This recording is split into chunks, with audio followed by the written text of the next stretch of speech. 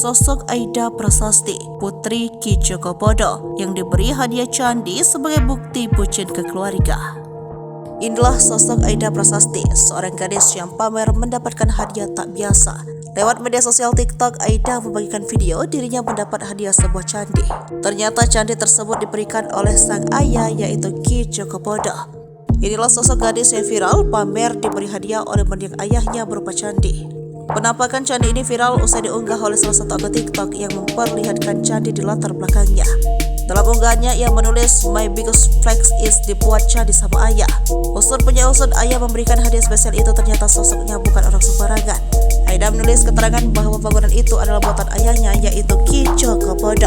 Bahkan menyebut alasan candi dibuat bucin alias budak cinta terhadap keluarga. Emang beda, nggak pernah bucin cowok, tapi ayahku bucin dengan keluarga. Kendati begitu, tak sedikit yang penasaran dengan sosok anak Ki Jogobodo ini.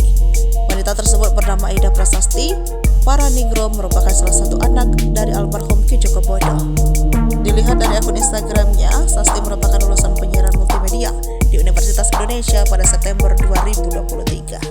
Selain itu, ia rupanya kerap aktif sebagai host acara Sobat 7 di Trans 7. Program tersebut menghadirkan bintang tamu yang akan diwawancarai Sasti untuk membahas suatu hal.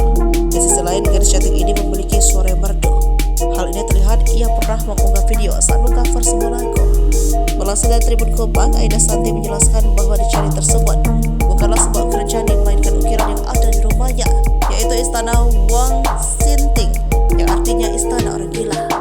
Sasti bercerita bahwa dulunya ayahnya disebut sebagai orang gila karena merupakan seorang seniman.